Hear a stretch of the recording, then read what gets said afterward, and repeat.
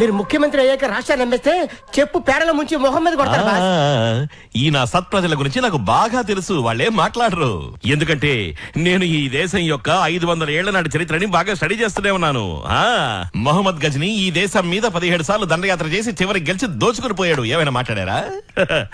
ఆ ఇంగ్లీష్ వాళ్ళు దోచుకుపోయారు. జనం ఏమైనా మాట్లాడారా? మాట్లాడరు. అలాగే ఎమ్మెల్యేలు, ఎంపీలు, పిఎంలు, సీఎంలు అందరూ వచ్చి దోచుకుంటున్నారు. జనం ఇప్పుడు ఏమైనా మాట్లాడుతున్నారా? నో. అలాగే ఈ సత్ప్రజలు నా విషయంలోనే ఏమీ మాట్లాడరు. కరెక్ట్ గా చెప్పారు సార్. సార్ ఈ అపోజిషన్ పార్టీ వాళ్ళు బ్యూరోక్రాట్స్ కాదు, బ్యూరోక్రాట్స్. అదే క్రాక్స్. వాళ్ళందరికీ అవుట్ సోర్సింగ్, ప్రైవేటైజేషన్, ప్రపంచీకరణ అని అనౌన్స్ చేయండి. వాళ్ళు ఊరికే ఉంటారు, ఏమీ మాట్లాడరు. తర్వాత ధనవంతులు, బిజినెస్ మ్యాన్లు ఉన్నారు కదా, వాళ్ళందరికీ ఆప్షన్ అని చెప్పండి. అన్నిటికీ ఆప్షన్. వాళ్ళకి ఇష్టం వచ్చింది కొనుక్కెళ్తారు. మన మామూలు ప్రజలు ఉన్నారు కదా, వాళ్ళకి అమ్మేస్తాం అని చెప్పండి. ఏం మాట్లాడరు. బోలో భారత్ మాతాకి.